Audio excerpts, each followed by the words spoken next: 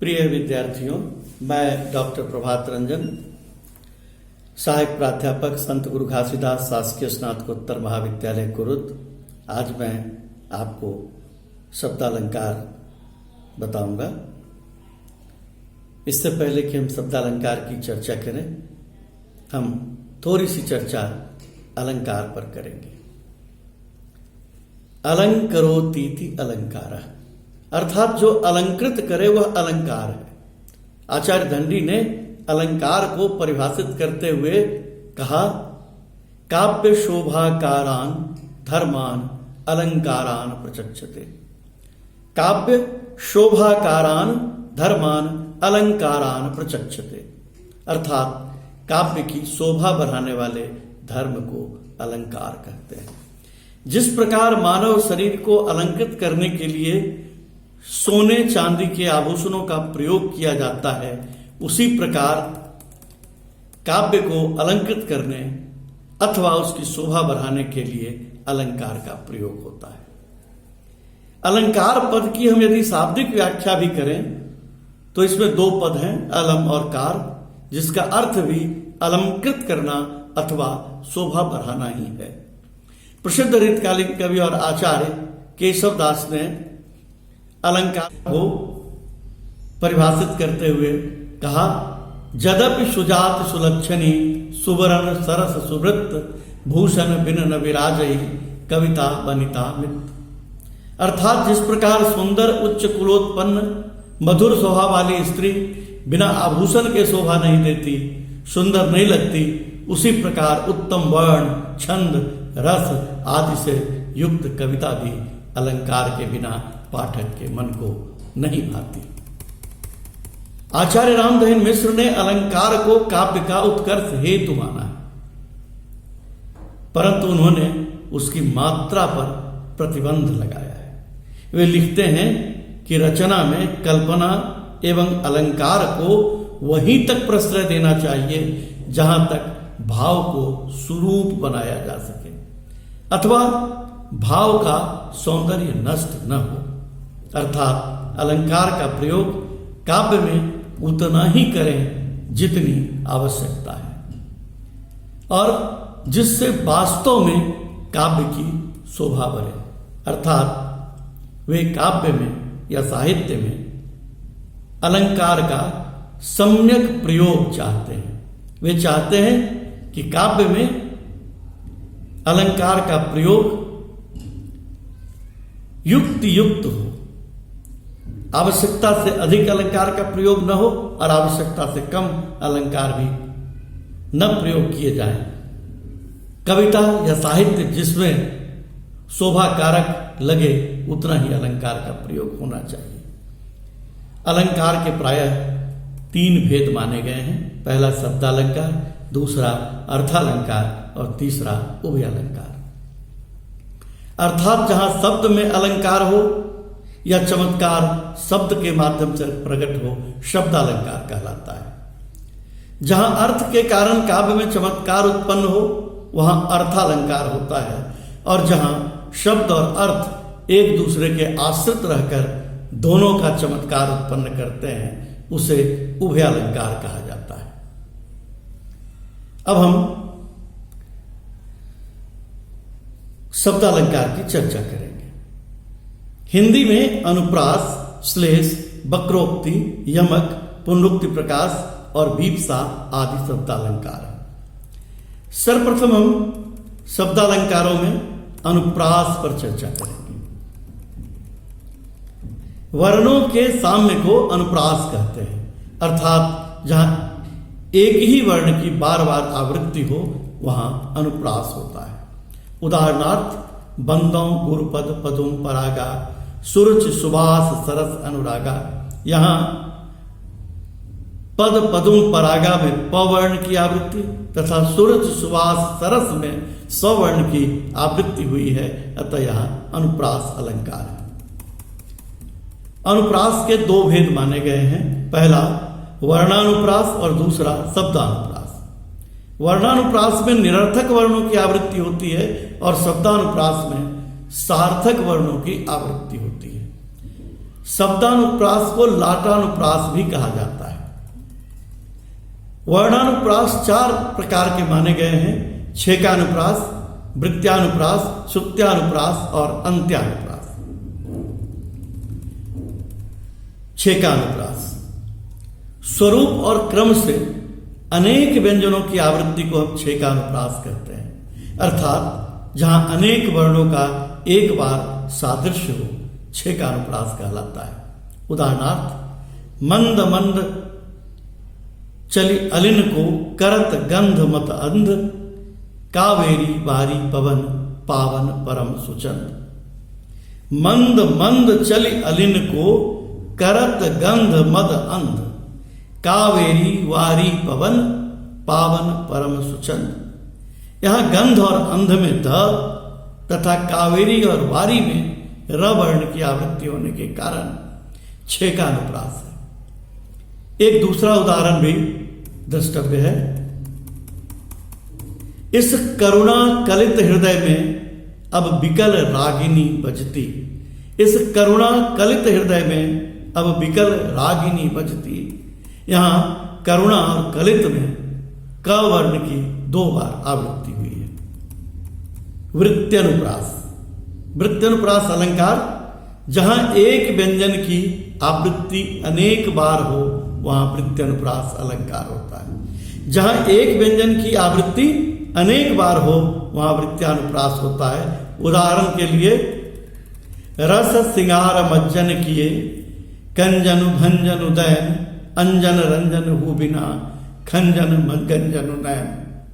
रस सिंगार मज्जन किए, कंजन भंजन उदयन, अंजन रंजन हु बिना, खंजन गंजन नयन।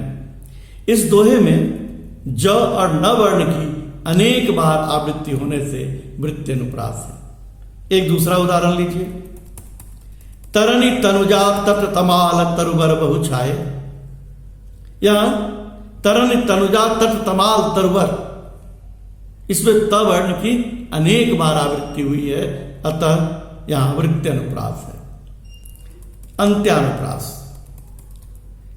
जहां पद के अंत में अथवा पाद के अंत में स्वर सहित पदों की आवृत्ति हो तो अंत्यानुप्रास होता है। सीधे शब्दों में जहां अंत में तुक मिलता है, वहां अंत्यानुप्रास होता है।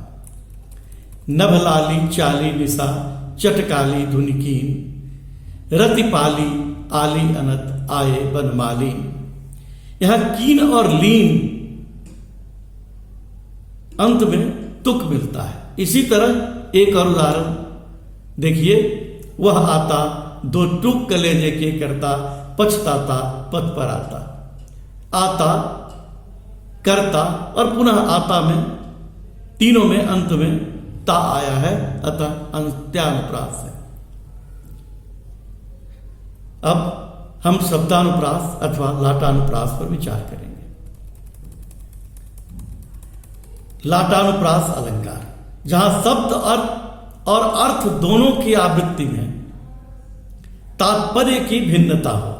जहां शब्द और अर्थ दोनों की आवृत्ति में तात्पर्य की भिन्नता हो, अर्थात एक शब्द अथवा वाक्य खंड की आवृत्ति उसी अर्थ में हो, तो वहां लाटानुप्रास होता है। इसमें शब्द और अर्थ की पुनरुक्ति होती है, तात्पर्य में भिन्नता होती है। उदाहरणार्थ, वे घर हैं बन ही सदा, जह है बंधु वियोग। वे घर हैं बन ही सदा, जो नहीं बंधु वियोग। यहां दोनों स्थान पर एक ही अर्थ है, पर दोनों का तात्पर्य भिन्न है। एक और उदाहरण देखिए। पूत कपूत तो क्यों धन संचय, पूत सपूत तो क्यों धन संचय। यहां भी सिर्फ तात्पर्य बदला है, शब्द वही है। अनुप्रास और उसके भेदों की चर्चा के उपरांत हम अन्य शब्दालंकारों की चर्चा करेंगे। हम यमक अलंकार को लेते हैं। यमक निरर्थक वर्णों की अथवा भिन्न भिन्न अर्थ वाले सार्थक वर्णों की क्रमशः आवृत्ति को यमक कहते हैं, अर्थात भिन्नार्थक अथवा निरर्थक स्वर व्यंजन समुदाय की आवृत्ति को यमक अलंकार कहा जाता है। उदाहरणार्थ, बर जीते सरमैन के ऐसे देखे मैन, हरिणी के नैनान ते हरिणी के यह नैन। यहां हरिणी के और हरिणी के दोनों की आवृत्ति के अर्थ भिन्न हैं।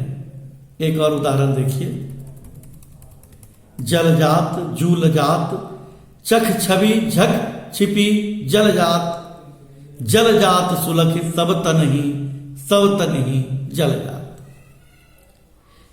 यहां जलजात और सबतनही की आवृत्ति भिन्न अर्थ में है।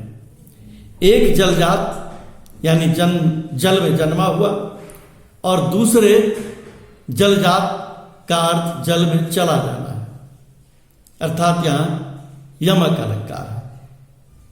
इसी तरह से सब तनही और सब तनही में सब सभी शरीर से तात्पर्य है और दूसरे में सौतन ही सौत से तात्पर्य है, अर्थात यहां भी अर्थ की भिन्नता है, अतः यमक अलंकार है। अब हम श्लेष अलंकार की चर्चा करते हैं। श्लिष्ट पदों से अनेक अर्थों का कथन श्लेष अलंकार है। श्लेष का अर्थ होता है चिपका हुआ, अर्थात जहां काव्य में प्रयुक्त किसी एक शब्द के कई अर्थ हों वहां श्लेष अलंकार होता है। उदाहरणार्थ, चरण धरत चिंता करत चितवत चारों ओर, सुवर्ण को खोजत फिरत कवि व्यभिचारी चोर। यहां चोर सोना ढूंढता है, व्यभिचारी सुंदर रूप ढूंढता है और कवि सुंदर वर्ण ढूंढता है, अर्थात एक सुवर्ण का प्रयोग अनेक अर्थों में होने से श्लेष अलंकार है। एक दूसरा उदाहरण देखें, रहीवन पानी राखिए बिन पानी सब सून, पानी गए न उबरे मोती मानुष चून। यह एक पानी के तीन अर्थ हैं, पहला आभा, दूसरा प्रतिष्ठा और तीसरा जल, अतः यहां श्लेष अलंकार है। अब हम जिस अलंकार की चर्चा करने जा रहे हैं वह है पुनरुक्ति प्रकाश अलंकार। पुनरुक्ति अलंकार दो शब्दों से मिलकर बना है।